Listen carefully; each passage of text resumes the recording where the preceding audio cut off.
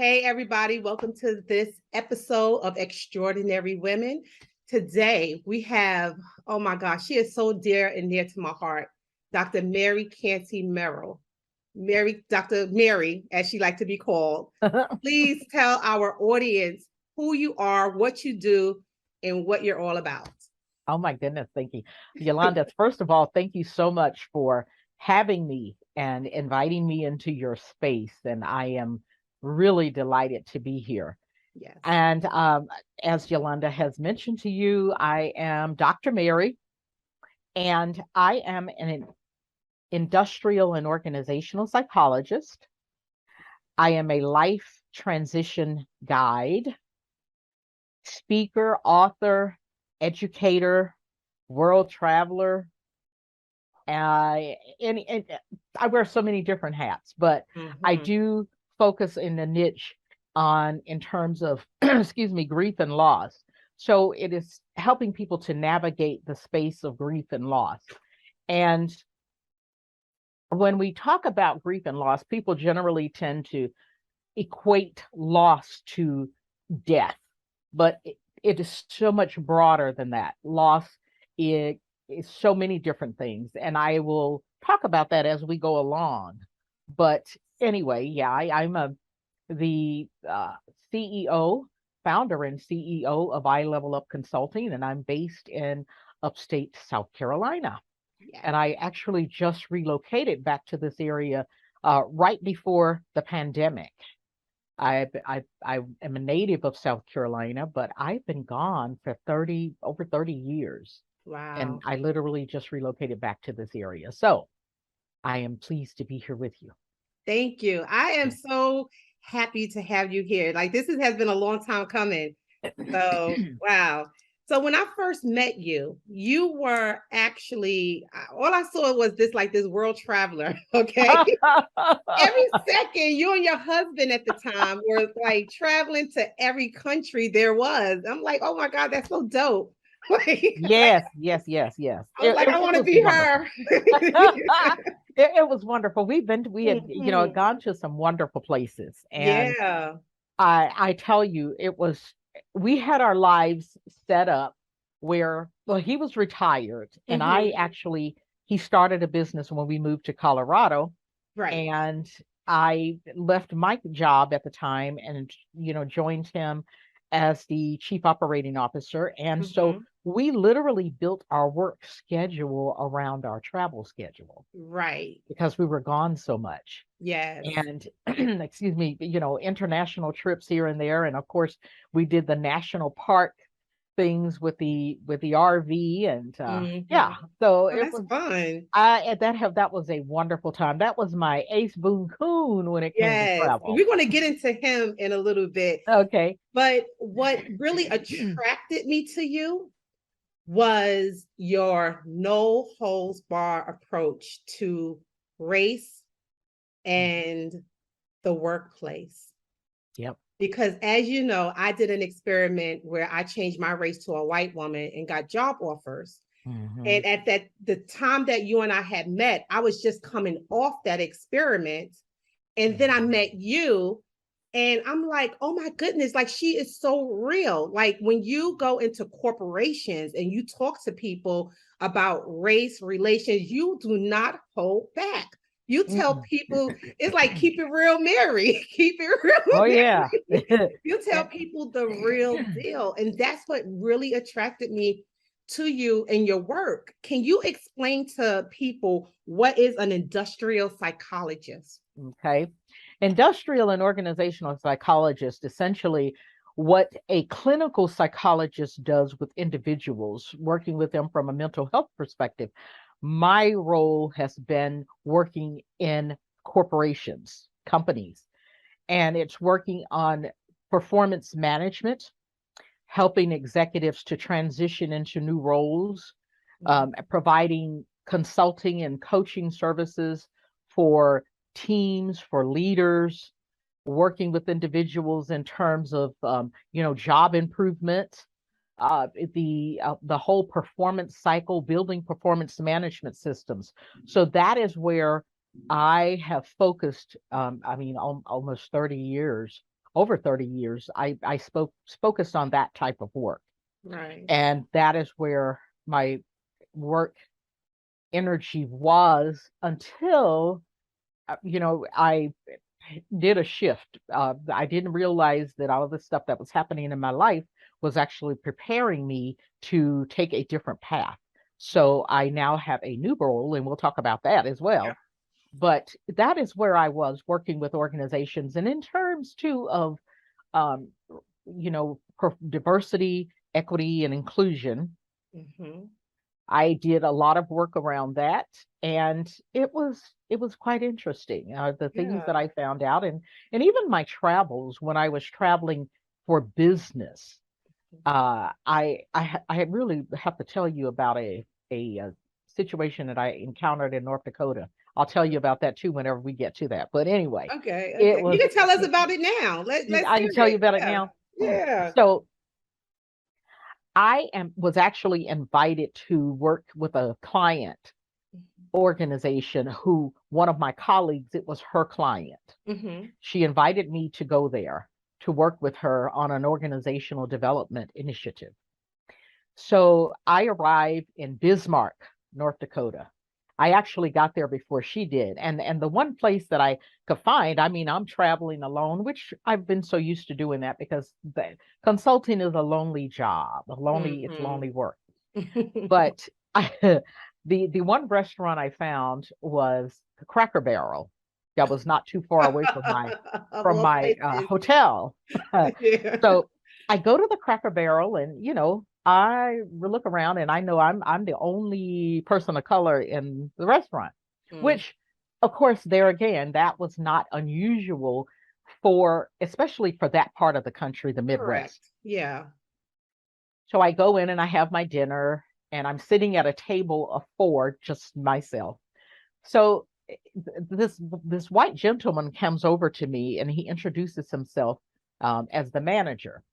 I'm done with my dinner, and so he says, "Well, do you mind if I join you?" And I says, "No, sure. There, you have a seat." So he sits down, and he says, "I want you to know, first of all, welcome," is what he said. I said, "Yeah, thank you so much." He said, "But I want you to know we have absolutely nothing against the blacks." He said, "It is those damn Indians we can't stand." This is what this man says to me. I'm done. I'm just sitting here thinking, thinking to myself, and I said, I sat there for a second, and I said, "What you don't know is I have Native American ancestry." And I said, "When you look at me, I am biologically engineered as a Black woman, but you Correct. don't see the other ethnic background that I Yeah. have, Which a lot of Black people do. Like I have Native exactly. American ancestry too. So it's like, from the outside, yeah, I look Black, but my grandfather, he was too. So yeah. Yeah. But go And then ahead. I Wow. have that, and then I've got some Irish Irish descent as well. Now, Exactly. and so I said to him, I said, "When you look at me, what you see is a Black woman." I said, "But now here's what you need to know. Before you approach anybody about the who you are, who you don't uh interact with, you need to know who you're talking to." Correct. So I said, "You don't," because initially I thought, okay, I can go one of two ways with this. I can actually, go off on this guy, or I can use it as an opportunity to educate him. And Right. so that's what I did. I educated this guy, and then I got the heck out of there. Okay. And, Exactly. and so actually he was like, he apologized, and he said, "Well, I think somebody needs me in the kitchen."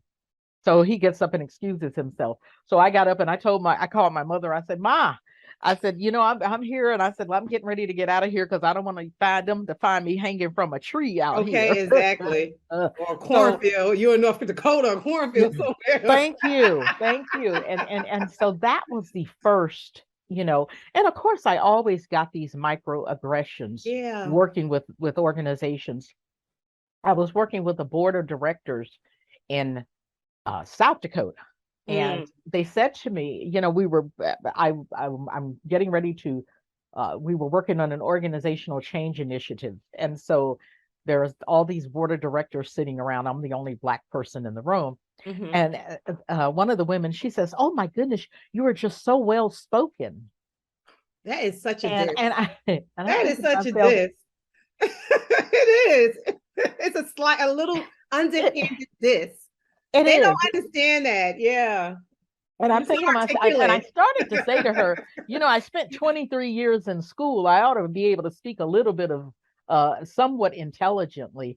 But Right. it was just, I didn't even respond to her because I thought that ignorance, that level of ignorance at this moment did not warrant my response. Correct. And I did get it in as I, began working with them and everything because I didn't want to shut it down immediately. And I thought, well, let's just use this. And I use it as an example later.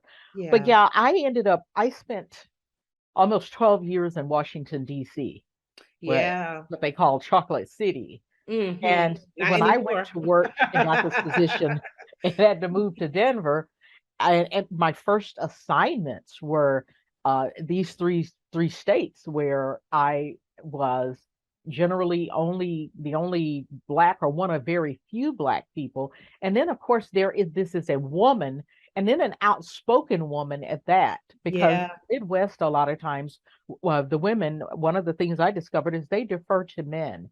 And especially when they're sitting in meetings, they don't really say much. The Mm-hmm. men take the reins and run with it. So I did a lot of that kind of work. Okay. And I have had some experiences that I could tell you more about ones, but I know you probably got a time, but We don't have no time, I, girl. We don't got no time. I Sure. have to tell you, I've got one other one I'm going to tell you, and then I'm going to Okay, stop right yeah. there. Let's hear it. Yeah. I had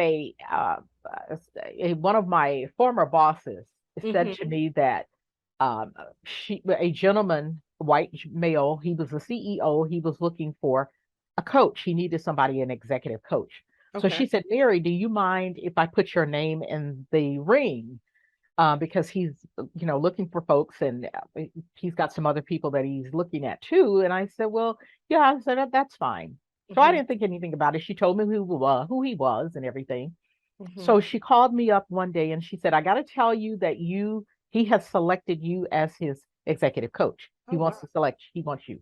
So he is waiting for you to give him a call." So I called him up and talked to him. We talked a little bit on the phone, and he says, "I'm going to be headed out to uh, St. Louis to do a keynote. And Mm-hmm. I'm wondering if you could meet me there, because then you can give me feedback on my keynote as well as, we can kind of get the work started." I said, "Okay." So I did. Before I go, I've done my homework. I know what he looks like. I know what he does, what he has done, what he's thinking about doing. So, you do all of that. That's a part of the consulting work. So I arrive in St. Louis at the hotel, and I was actually there before he got there. Mm-hmm. So I went in and I sat down by the fireplace. They have a beautiful fireplace at the hotel. I sat there and I saw him when he walked in. So he walks in and he sees me sitting over there, and it did not occur to him that I could be his um I'm the person that His he's asked to coach, be his, right? because he's never seen me, Right. never met me. So he goes over and sits on another side of the room.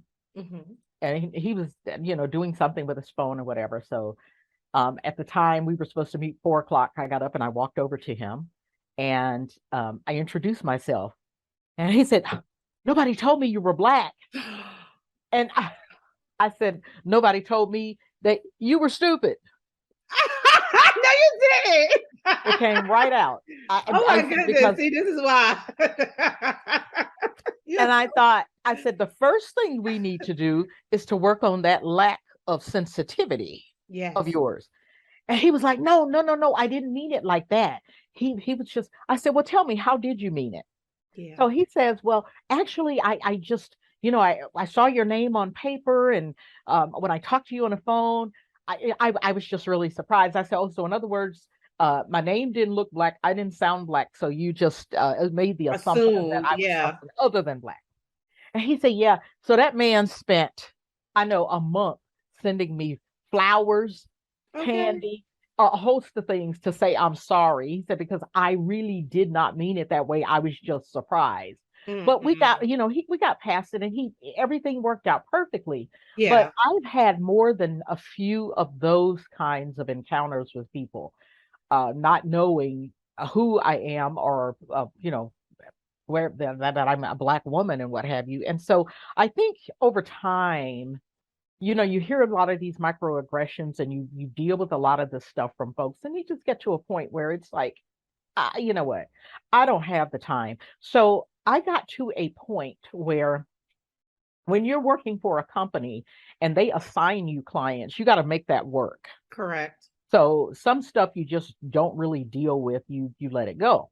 Well, when I was working in my own company, my husband started the business initially, I said, you know what? I can choose who I want to work with. Right. And I don't have to bite my tongue. Right. I am going to put it out on the line. And I would let people know, if you're going to work with me and you ask me to come in to help create change in your organization, that's exactly what I'm going to do. And I'm letting you know that up front, I'm not dealing with folks with kid gloves. Right. And if you can't handle that, now is the time for you to bow out. People, oh no, we want to do it, we don't do it. And so I've had to fire several client organizations, because I thought, no, they're not ready for this. Yeah. So that was my former life, if you will. So now I have a different focus. Yes. And we're going to get right into that. It's like, I do want to say first that you were one of the first people to spearhead that whole diversity inclusion initiative in corporate America, because at one point, those types of positions did not exist. Right. But now they do exist in almost every big corporation. They do have a diversity inclusion manager, and really, to be honest with you, what I've heard through the grapevine is that those people who are in charge, they really don't do much. They really don't. do They're not. figureheads. Right. They're just there for the show. Yeah, a lot of them they really do not solve any issues within the corporation as far as microaggressions with racism and sexism and things of that nature. We can go on and on about that. That's for another show. Right. But we will be talking about what you are doing now. Now, before you begin, it broke my heart. And I'm about to cry. I don't know why I'm about to cry. My hormones be going out of whack. I'm like, I'm 46 now. My hormones is like, Oh, that's okay. That's okay. Oh my God. I might cry with you. Okay, boo. But it's like every second when I turned around, somebody in your camp was passing away. And I was like, and I remember one day I called you and I'm like, are you okay? Like, how do you feel? Like, what's going on? How do you deal? That was a lot. That was a lot for one person to bear. Yeah, it has been. And Yolanda, here's the thing. The other work that I was doing, the performance management stuff and everything I was doing that still at the time. And one day I just remember I was sitting back one day and I was reading an article on, it was an article around trauma. And it resonated with me. And it was before any of the losses occurred, any of the, the family deaths. So I read the article and I thought, I said, you know what? I really would like to start integrating the trauma, grief, and loss into the work that I do. Well, I had no idea that I was speaking that into existence. Wow. I was speaking that into existence. And I had no idea that that is actually the path that my life was taking me. That was the universe was preparing me to take that path. Yes, yes. So what better way to approach the work than from not just an intellectual perspective, but from a spiritual and a heart perspective, because you've been there. Right, exactly. So I read the article and everything. And then the first thing that happened is one of my nephews passed away suddenly. And I was just, taken aback by that. And it was so unexpected, it just really threw me. And then 5 months later, my father passed away. Yeah. And less than a year later, my husband passed away. Yeah. And the deaths just kept coming. They kept coming. And then I lost an aunt who really was just like a mother to me. Um, and that was my mother's youngest sister. Yeah. And so she passed away, and 7 months later, well, several months later, I lost some other relatives. I lost a brother-in-law, Yeah. and about a month after I lost the brother-in-law, my mother passed away. So my mother passed away earlier this year. We And I know just your laid her to mom was rest. your love, the love of your life. That was That my was your girl, I love. tell you. Yeah. That was my girl. Mhm. And I just it was the most difficult. All of these deaths they were difficult for me. And Yeah. it's, my husband, especially, because that's the person you think you're going to grow old with, the person I wake up to every morning, the person I did everything with, was Yeah. my best friend. I mean, we did Travel everything buddy, together. everything. You guys had a business together, Yes. everything. And so Yeah. that impacted me in so many ways. And I even had to go to grief counseling because I didn't realize I was traumatized. Right. I was traumatized.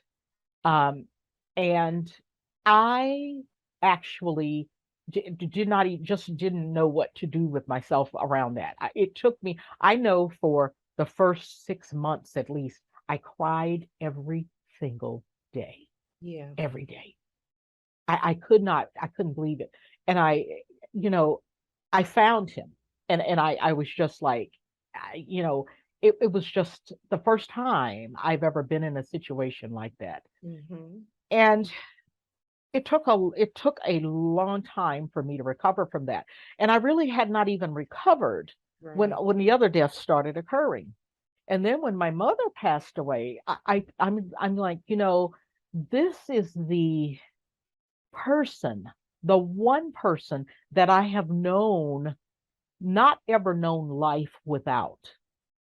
She was there, she birthed me. I've always lived life with my mother. And I Yeah. know when I traveled, my mother, I always used to send her my itinerary. So she always knew where I was. And she kept it on her refrigerator. So she knew where I was, and she knew what time I landed, what flight I was on, the flight That's right. number, all that stuff, Yeah. the hotel. And we would talk just about every day. Yeah. And when you know, when my mother passed away, that thing took me, it just took me to a place where I am still, she's been gone for roughly 8 months now, and I am still trying to reconcile how do I move forward and live life without my mother, because that was my anchor in this Yeah. world. That's the person that could tell you whatever. Yeah. And there would be just so many funny stories I can remember about my mom and the conversations that we had, and the things that only a mother can tell you. And you accept it and say, I didn't like it, but I accept it because that's my mama and that's what she said. So that's what I'm going to do. Right. So, and Right. it's just, I still actually am going through the process of grief, Yeah, and trying it was to. recent though, too. I mean, six It's months still ago was recent. still Yeah. recent.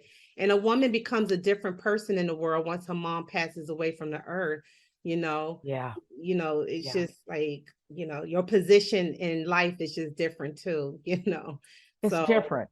yeah, and I say that a lot. I know that a lot of my friends, they have suffered a lot of loss as well too. I don't know what's going on in the world right now, but there's Mhm. just been a lot of loss, from David Arnold. Like that kind of like shocked me a little bit. I know he's just Mhm. like a comedian and stuff like that and an Mhm. entertainer, Mhm. but this man was like on a up and up and up and up.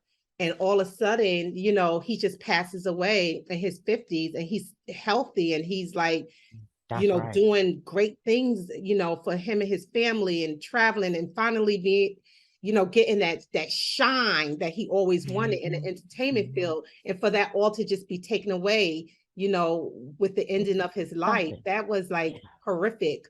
When people pass away, it affects a lot of other people, not just their family members. It affects the people that knew them, that loved them and things like that. But I just noticed that there, again, is an uptick of a lot of deaths in this world recently. And a lot of people are trying to cope. And they're, to be honest with you, sis, they're really not doing a great job with what I'm seeing. I'm seeing a lot of overeating, drinking, sexing, just a lot of things that, can you give people some pointers on how to cope with, like, some type of coping mechanisms that they can utilize? Absolutely. And before I get into the coping mechanisms, here's the thing that I have learned is that one of the things about loss is not restricted to death. Correct. There are so many different kinds of losses. People lose their jobs, people lose their identity, people have family estrangements. People lose their innocence, people lose their freedom, their autonomy, their culture. There's so many different kinds of losses. And with every primary loss comes secondary losses as a result of that loss. Right. And I'll talk about that in a moment. But when we start talking about coping, before people can cope really, one of the things that I am stressing to my clients and to my audience is that we have to learn to normalize loss and normalize grief, because there's a stigma in society around grief and loss. Yes. And when people hear, especially if somebody passes away, 3 days you're off, the company gives you off, and then you need to get back to work and go back to doing what you were doing like nothing. That is the most horrific thing I have ever heard. And I remember, and I don't mean to cut you off, but I just remember working in corporate and people would be like, oh, my mama died, and the next thing you know, they're out for like a day or two and they're sitting at work, this corporate plantation, still trying to go through whatever they're going through while they're grieving. And I like, my heart broke. And they knew they had to be there because in order to get a paycheck, in order to pay their bills, they needed to be there. And it used to break my heart. I remember the first big loss that I've ever had was my grandmother. But thank God I was out of corporate America. Like, I was out of it. So I was able to stay home and really grieve her, or really think about it. Because I was like, if I was at work or some type of, again, corporate plantation, I don't know how I would have dealt. I'm sorry. Like, I'm too emotional of a person. Like, I'm just so happy I was home and able to deal. And I dealt with it with my family. We all, came together, we talked, That's beautiful. And that's critical. And it is. You need that support. System. Right, exactly. But what people don't realize, these companies and whoever else expect they need to give people 2 weeks off. I'm sorry, at least. Yeah. Because you're asking. Yeah, they're asking people to. You're asking people to cut off an important part of themselves. You're asking them to cut off a limb that they need in order for them to continue moving in life. Yeah. And when people they don't feel free to grieve. They don't feel free to be able to express their feelings and their emotions and what's going on. They adopt these mechanisms, these maladaptive coping mechanisms. Yes. They drink too much. They engage in the substance abuse. You've got gambling. Yeah. Shopping, people they work out. It's anything to distract them. Going to church, reading the Bible. Yeah. And that's another whole conversation too. Oh, girl, yeah. We need to have a religion conversation for real. I'm not going into that. But that's another whole conversation. But they're they're doing all of these different kinds of things and they're trying to make themselves feel better. They're trying to cope. They're overeating. They're, eating the wrong kinds of foods. Yeah. And they don't even really think about the consequences at the time. But when it comes to coping, one of the important things to do, the first and foremost, is to recognize that grief is an integral part of life. It's a part of the life cycle. And loss, we will always, as long as we're living, we will experience loss. Yeah. And grief is a response to loss. So it's not a matter of if we're going to experience loss, it's when. And so what I'm set out to do is to help people to recognize, to start normalizing loss, normalizing grief and loss. And it's not to say you are just thinking, oh my God, that's all I can think about is loss, but it's recognizing that when loss comes, I've got to find a way to navigate that space in order to be able to rebound. I'm working with people now, in finding ways to in terms of coping. So Yeah. coping could be anything. It might, for some people, it's meditation. For some people, it's prayer. For some people, it's mindfulness, being present in the moment, not worrying about what happened yesterday, what's going to happen in the future, but being present in this particular moment. Yes. Also, there are other ways. Some people have to literally get psychotherapy, they need counseling, they need some mental health guidance. Yeah. And especially in our Black community, there is a stigma around any type of mental health, professional mental health uh, assistance. And if we do that, we would open up an entire new world for ourselves. And it's not to say that you have to be very judicious about the person or the person who you select to share information and to help you cope. Yeah. They have to understand you. There has to be a connection there. It Correct. cannot be just a person, you're just another number. You're just there. And they're just like, okay, you got 50 minutes, let's get through this so I can get my money from the Right. insurance, file the insurance, go Exactly. on. But we really do need to explore how to identify ways for us, especially as Black people. How do I deal with loss? And a part of that is, for some people, everybody doesn't need the grief counseling. Yeah. Some people are able to navigate situations, get through it without having to have that prolonged grief that they don't recover from. Mm-hmm. Other people do need that. And what happens is we've been through a lot of people, especially in the Black community and some other communities of color, have been through a lot of traumatic situations Yes. already. Yeah. And when we suffer another loss, whether it's a death, whether it's losing a job, whether it's losing our financial status, whether it's losing your independence, whatever it is, Mm-hmm. that is compounded loss. So it's all these losses that you've not yet recovered from, but here's another loss. And so you're just going through the motions of life, trying to figure out, how do I do this? But one of the things that I've discovered for myself is, when I get up in the mornings, is to stretch. I do my stretching. And I also get very still and focus in Mm. the present moment. Yes. I've got this moment. Yesterday is done. Today's here. Tomorrow is not promised. So, what can I do to take care of myself right now? Yeah, people, when we talk about the self-care, they talk about the baths and the candles and lights and all of that kind of stuff. And that is great. But some of us really do need to get our minds together. Correct. The Exactly. mindset, our mindset. We have that scarcity mentality. We have that mentality of, oh, it's not enough. I can't be happy for another sister or brother or whoever because they are doing something that either I want to do or wish I could do, Mm-hmm. or and you know, I don't operate from a scarcity mentality because I feel like there is enough for us all. There's Yeah. enough of the pie for all of us.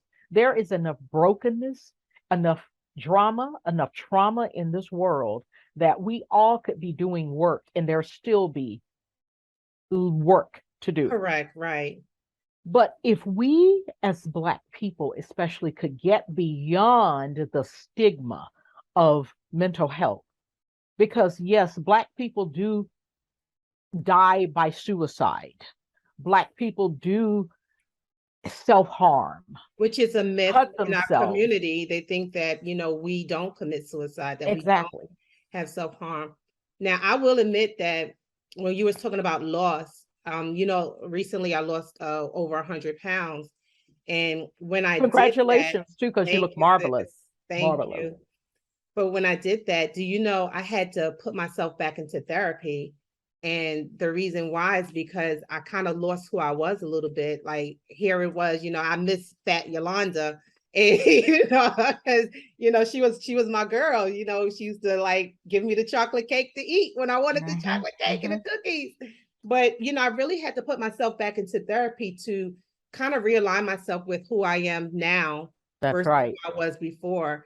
And I'm happy. That was the best thing that I've done for myself this year. That was an Because excellent you're to be applauded for that. yeah, because Because I you was know what, grieving. Yolanda? Yeah, Yeah, and what happens is when people tend to what you're doing is you're reminding them of the work that they have not done themselves. correct. And Yeah, they feel threatened because they're carrying some extra pounds. And it's right. not even that, people they get jealous, they get envious, and they don't know how to deal with you. They want to feed you. Oh, have some of the chocolate cake. Yeah, and Have I've some been more getting of that this. a lot. It's Yeah. just so ridiculous. From family members to like friends. Oh yeah. Yeah, but I know Trying who to I am now. I sabotage. stand my ground, right? If I want to Yeah. eat it, I'll eat it. If I don't, I don't. And it's just Exactly. that. Yeah, And it's trying to sabotage your efforts. And I am exactly. happy to hear that you did go do therapy because when we carry that extra weight, it it shields us from It was a a number shield. of different Yeah, kinds of things. It yeah. is like a cloak of warmth. And then Mhm. under that, we're carrying a host of feelings. It might be guilt, it might be shame, it might be anger, it might be bitterness. And Correct. so when Trauma. we shed those things, yeah, Yeah, the trauma, when we shed that, we are in a new space. And we've got to now be able to figure out, how do I now operate in this new space? And yes, going to get some psychotherapy or counseling or whatever it is that people, may choose to do, it is important to be able to help you to get grounded correct.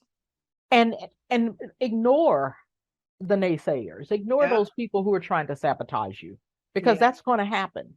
And you'll lose some friends. Oh, You'll yes, lose you some will. folks, and you won't really lose friends. You will lose people who you thought were friends, because Correct. real friends aren't going to go anywhere. No, no. You're absolutely correct. When I was shedding my weight, I was shedding a whole bunch of people, from family to like people who were so-called friends. It was amazing. And I'm like, wow. And at first I felt a little bit lonely. I'm like, oh my gosh, I Uh-huh. feel so Uh-huh. alone. But it was the best thing that happened. I was able to like really put a lot of things in perspective in my own personal life. Absolutely. And I just look at other people who kind of like have my situation too. And I wish that they would do the same. But a lot of people are so afraid of being lonely or Right. Right. sitting with themselves. Mhm. So Mhm. they will have people around them that they know is no good for them, or Mhm. they will do things to themselves that they know is no good for them, They know it. for their And being. But they'll still do it because they're just so afraid of either change or mhm. being alone. Mhm. And it's resistance, because Right. the only constant in life is change. And I'm sure you Yes. probably heard that all, but people But it's you hear that a true. lot. Yeah. It's But it true. is very true, because life, every no 2 days are the same. Correct. And as we are getting older, as we're aging, we're changing. And we may not see that. You wake up one day and there's some gray hair. You wake up one day, somebody's like, oh my goodness, there's a wrinkle that I didn't see, or there's an extra roll of something that was Right. there, not there before. Yeah. Because we don't always see that. change, especially those gradual changes. Yeah. But I really, I am here for folks. I want people to be able to, in order for them to thrive, not just survive in life, but to thrive. It all begins in the mind. We have to adopt a growth mindset. Yes.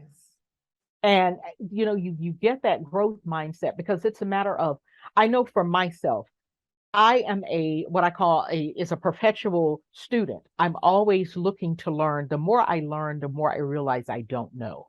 Right. And I'm not ashamed to say that because it's impossible to know everything. Correct. Right. But I do always look and seek out opportunities to learn and to grow and to be better today than I was yesterday and better tomorrow than I am today. And that is just so crucial. Yeah. And I really do, when it comes to coping, the very first thing I would just wish that our people, anybody, even not even just Black people, but I say I'm focused on Black people because the significant stigma that's in our society is that, whatever happens in the home stays in the home. Correct. Don't Yeah. tell anybody your business. So we're walking around with all this stuff, all Also, this our trauma, community, sis.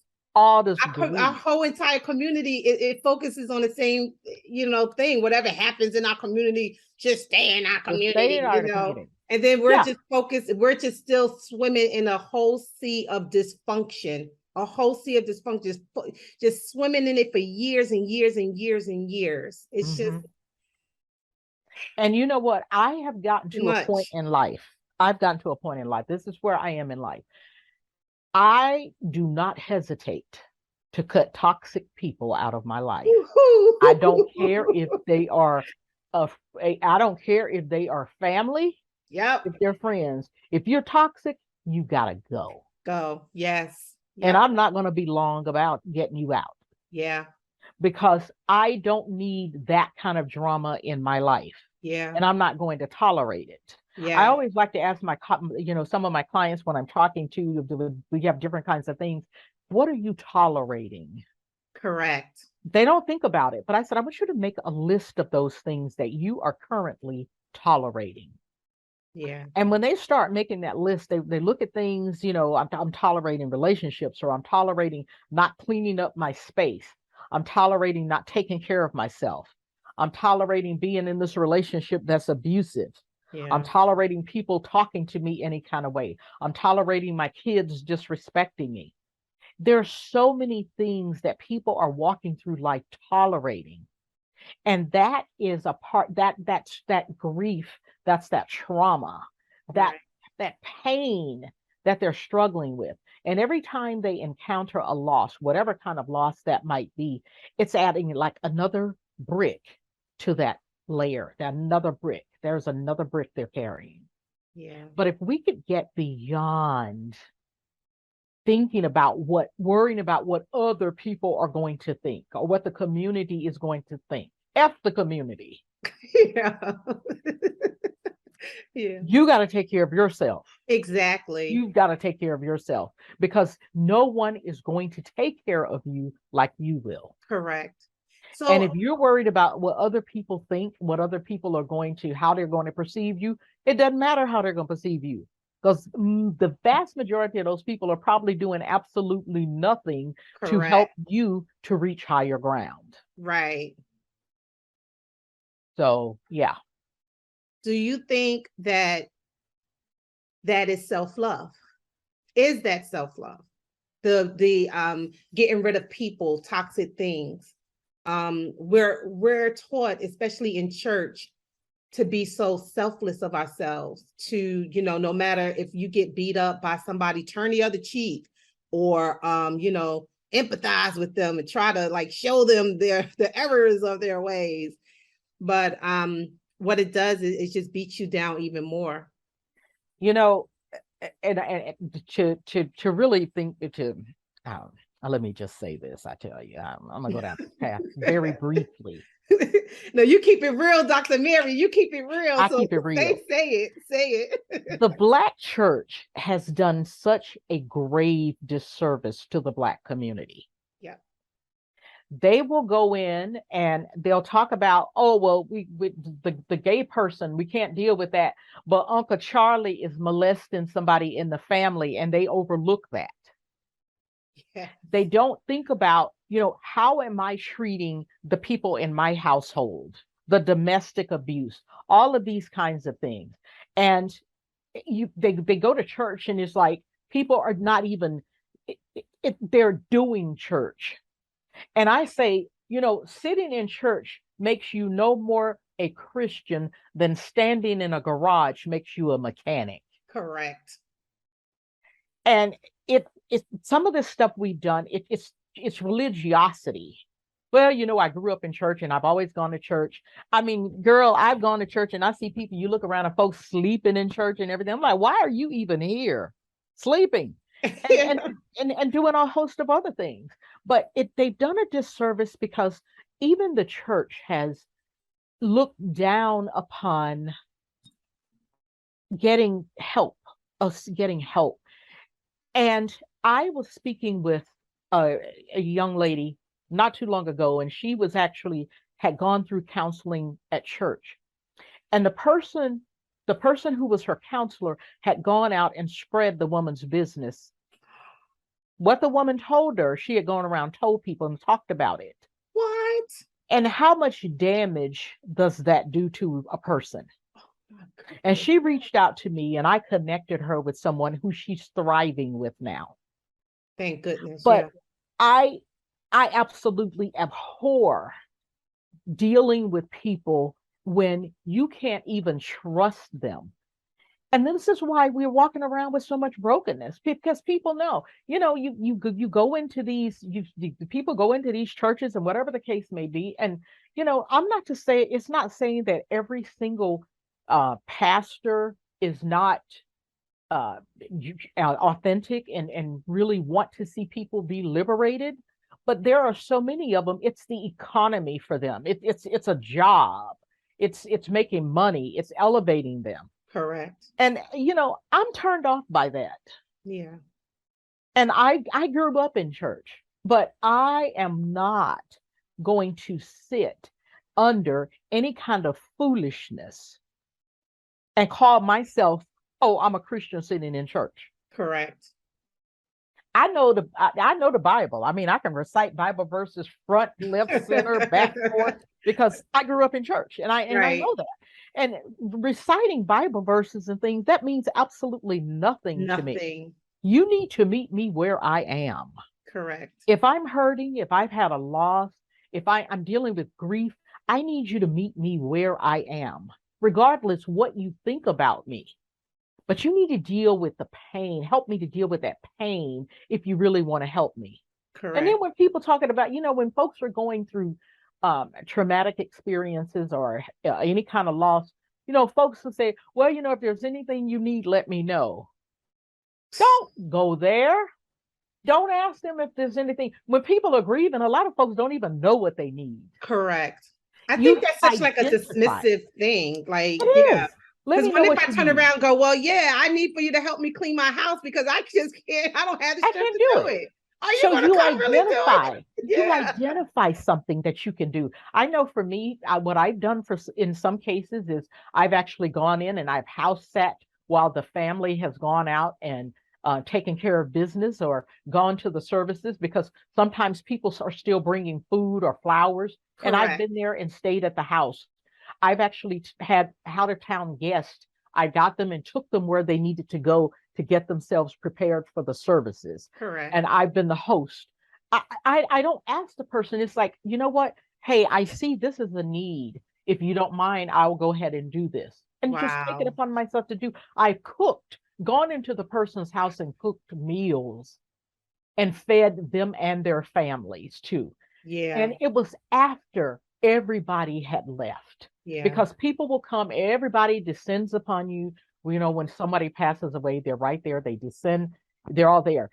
A week afterwards, folks are gone back to their lives and people are still hurting, but nobody is there. I Right. have gone in months after someone has lost somebody in their, whether it's whatever kind of loss it was, and say, hey, you know what? Let's let's just go and take a walk in the park, or I'll just come and we can just sit down and you can cry and you can just be you, and I won't say anything. I'll just be here for your shoulder to lean on.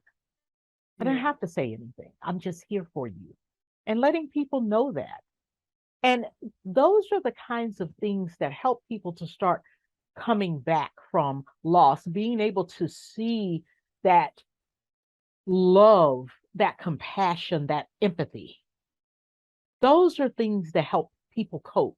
Sure, people can say, oh, well, yeah, go sit down and listen to some music, or go and take sit in a bathtub with a glass of wine or whatever. If you're hurting, that's not going to help you necessarily.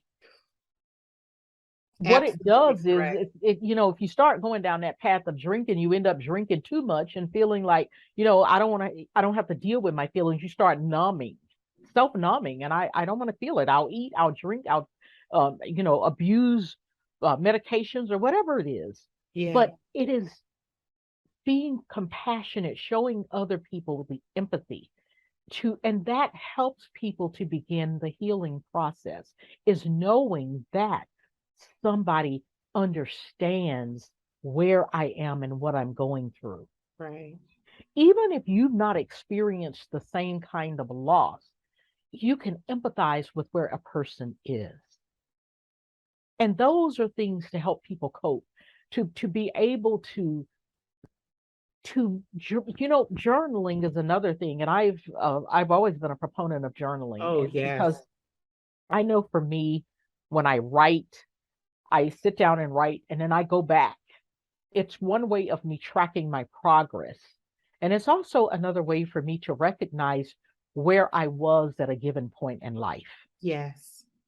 And then I'll get to the points where sometimes I've actually gone in and burned my journals. Oh, what? Are I you burn them. serious? Oh, yes, ma'am. I go in and I burn them because there's some stuff up in there. I said, if I die today, I need to have that burned. Okay, you don't want And so, nobody looking at that. because those are my personal thoughts and things that Yeah, I'm feeling, yeah, experiencing.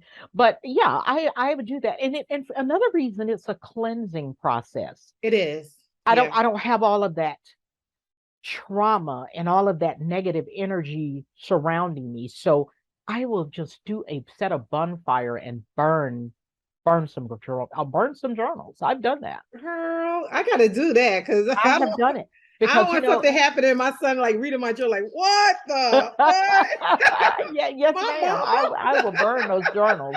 I will burn them. I have done that. And like I said, a Yeah, lot of it was not so much as just getting rid of, not wanting anybody to see it, but it was more of me getting rid of the energy, the negative energy, correct. and it's Right. separating myself from that, because we breathe energy. We're energy. You Yes. can't, you cannot, energy doesn't die. Energy will outlive us. Correct. And it depends on the type of energy that you have, that you surround yourself with. You are who you hang out with. You are what you think, what you focus on. You Yes. manifest those kinds of things. So Yeah. if you are surrounded by negative energy, in terms of whether it's people, whether it's stuff, whether it's other just things, whether it's situations, that energy, you can't move beyond that, because that is keeping you stuck. Yes. And in order to reach higher ground, you've got to let some things go. You've got to let some people go. You got to let it go. You got Oh to my let it goodness. go. So true. Let them go. Everybody does not deserve a front row seat in your life. They Oh, don't. yeah. Some people are not even worthy of being in your space. I tell people it is a privilege for you to have access to To my me. energy. Exactly. You're here because I want you to be here, and Yeah. because you want to be here. But I don't have to have you in my life, and you don't have to be in my life. Correct. Exactly. We can make choices. And the first Exactly. thing I tell people is, especially in the Black community, we will say something to the effect of, well, I can't afford that. When I'm talking to people about doing different kinds of programs and doing work with them, Right. we afford what we want. We buy what we want. I Correct. was speaking to a woman and was telling me about she had spent $3,000 on a purse. Oh, wow. And later on, we were talking about a program. My program was like $1,500. She said, "Oh, that's too much." And so my thing is, I'm not dropping my prices because Correct. I sell value. When you walk through my programs, when you come out on the other side, you are not the same person you were when you went in. Correct. And I will hold your feet to the fire. Because once you sign up and say, this is what I want to do, I'm going to hold you to it. Right. And it's not to say that people don't feel, you're going to have days where you don't feel like doing whatever. And it's okay to honor those feelings and say, you know what, I don't feel like doing this right now. But what I tell people is your goals don't care how you feel. Correct. Correct. They don't care how you feel. Exactly. If you've set a goal and you're wanting to manifest that thing, you may not feel like dealing with it, but it doesn't differentiate the feeling. You've got to stick with it. You've got to be committed. Yeah. And do what you have to do. So that is where I am. And in my podcast, we'll talk about that when you Yeah, are we're ready going to for get that. to that next because Okay. I just, first of all, I'm just so happy in the direction that you're moving in. It's almost like it's right on time. Everything that you're putting out there is just right on time. It's so needed right now in this space and time that we are all sharing together. So, man, first of all, that was a lot. That was some beautiful, beautiful gems you just dropped on us. Okay, I Thank loved you. every bit of it. Oh my god, I love it. Thank you so much. Okay, so yes, let's talk about your podcast because now your podcast, well, first explain to us what your podcast is about, and then we'll go forward. Go ahead. Okay, my podcast, well, first of all, it is entitled Feel, Deal, and Heal. Oh yes. Reinventing yourself after loss. And essentially what I'm here to do is to help change the narrative around loss in terms of loss being restricted to death, because it is so much broader than that. And we've Correct. got to begin to start viewing loss beyond just losing a person or a pet. Loss is so many different kinds of things, and we need to move beyond that. And I'm also wanting to help erase the stigma around grief and loss. Yes. And around mental health and what all of that entails. And so my podcast, which actually we've been batching episodes and we're going to officially launch this later this month. Okay, perfect. And so I am, that is where I am, the energy that I'm spending time in. And I also have a signature program that is entitled the same thing: Feel, Deal, and Heal, Reinventing Yourself After Loss. And that is a 90-day experience. It's a group experience. And I don't even call it coaching because I'm a life transition guide. So I call like it that. A life transition experience. I absolutely love that. A life transition guide. I'm a life transition guide. Let me tell you, that sounds like a breath of fresh air. Yeah. Because when I hear the word coach, oh yeah, I'm sorry, I get turned off. Yeah, I know people. Everybody and their mama is a coach. And I remember 10 years ago when it was becoming like such a big thing, people going to these little coaching schools, people who didn't even have their lives like in order. How can you coach me on how to have my life in order? I never got that. And I even know people personally who calls themselves coaches. When Dr. Mary, sis, They were a mess, And, honey. you know, It was just and, a mess. yeah, and you got to do the self-work. You got to deal with yourself. You got to be Right. willing to deal with yourself. There is nothing that I have ever asked my clients to do that I've not already done. I'm not going to even go there. But right now, my group. I have a group of a cohort that we're going through this program. This coaching. They call it. People would know it as a coaching experience, but it's a life Mm-hmm. transition experience. We're going through that, and we are this week. This past week, we've been working on the shadow self, those dark aspects of ourselves that we don't want to deal with. And Yeah. I go through that with them. I'm there with them, and I Yeah. can tell them we need to be able to recognize that you cannot lead people where you've never been. You can't. You cannot lead people where you've never been, Thank and you you. cannot tell a person, "I know exactly how you feel," if you've never been in that situation. That's one of the reasons why, and I know this is going to sound kind of strange to some people, but that's one of the reasons why I do not see white therapists when I do go into therapy, Mm-hmm. is because the Black experience in this here America Mm-hmm. is very unique. It Okay. is. It is. And I think I can only share it with somebody else who's Black and they can understand me. I don't even care if that person who's Black if they lived a different lifestyle than me or whatever. It's Mm-hmm. just something about being it's something that's unique about being Black in America, especially Mm-hmm. a woman too. Mm-hmm. So when I do go seek out therapy, it's always from another person of color. It's Mm-hmm. never, I did have a white therapist before, and she really did not meet my needs. She just Mm-hmm. listened to me as I talked.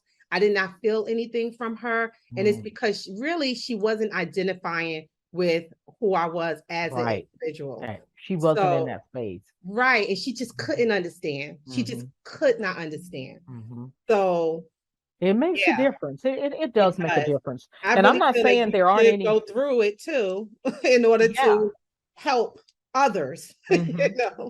And then, and I'm not saying there are not some good white therapists, No, there's and there are look, some great ones there's actually, amazing ones out and there. some Yeah. out there, as well as there's some Yeah. being some uh terrible black therapists. Right. Oh, right. But Yeah. we have Yeah. to find, I tell people that, when you're seeking a therapist, you may have to go through two or three of them before you You find the will. person that you jive with. Right. Because, Right. they got to be able to understand you. They have to be able to empathize and be able to have that compassion and be able to meet you where you are. And if Correct. you've met with this person for several sessions, I know a woman who's had the same therapist for 15 years and nothing has changed. Yeah. And I'm thinking to myself, why is this person still going to see this therapist? And greater still, why is the therapist still dealing with this individual? Because how do you just keep going down a path with a person when they're not making progress? It says a lot about the therapist It says a lot themselves. about the therapist. Yeah. So if and I have a whole process that I take people through.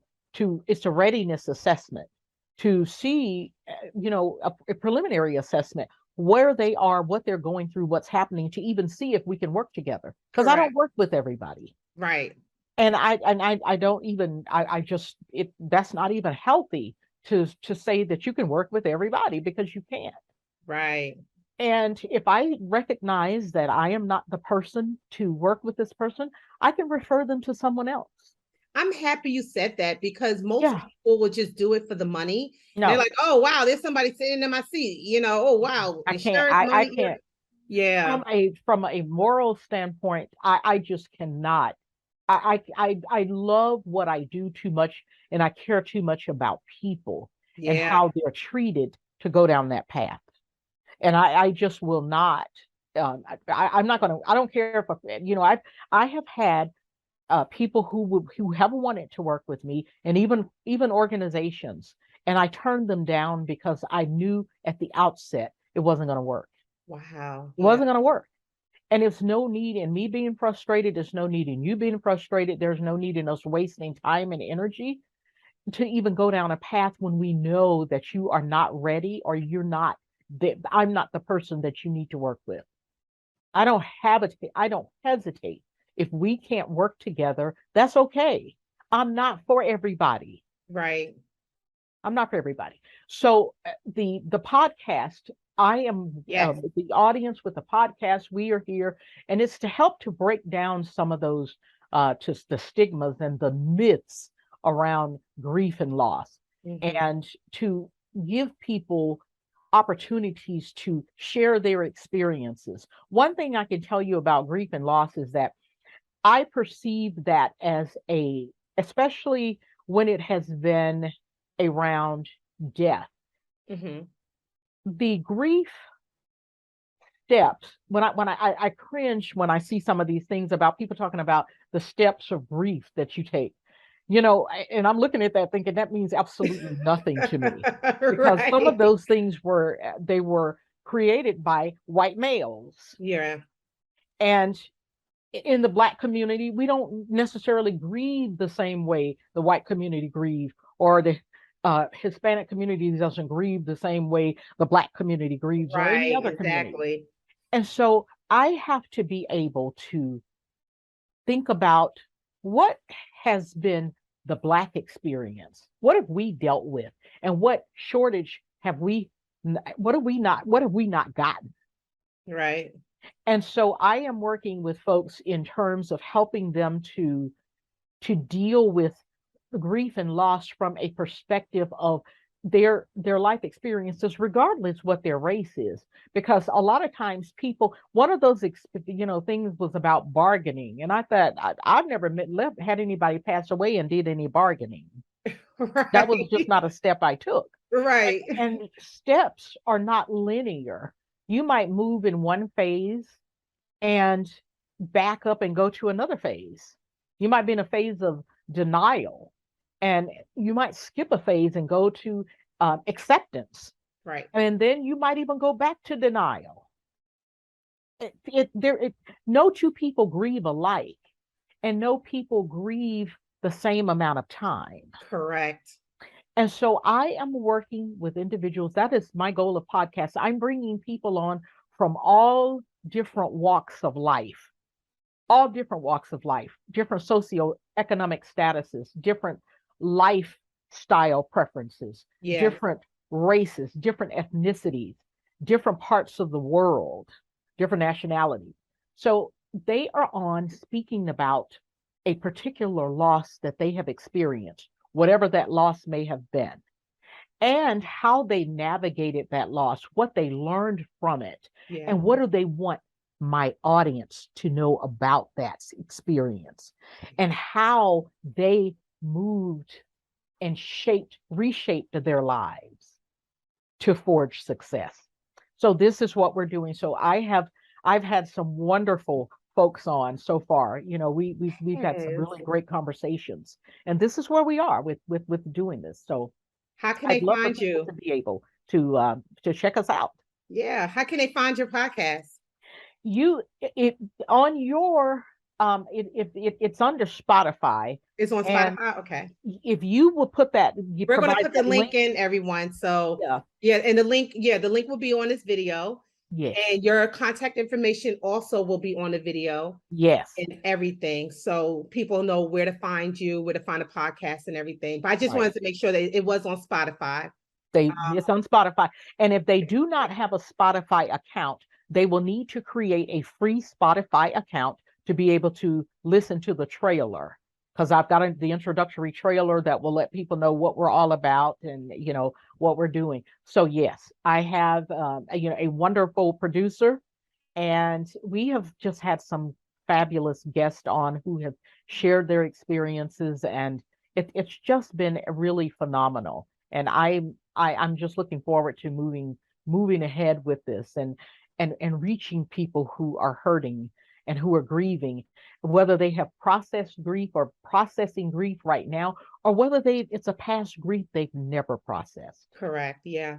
I know some people, before we go, I know some people who are still grieving their relatives from like 20, 30 years ago. Yeah. Like it seems as if they never, ever put their relatives really to rest. Mm-hmm. Is that a dangerous space to be in? Yolanda, it is it's one of the things is it's prolonged grief where people don't recover from that.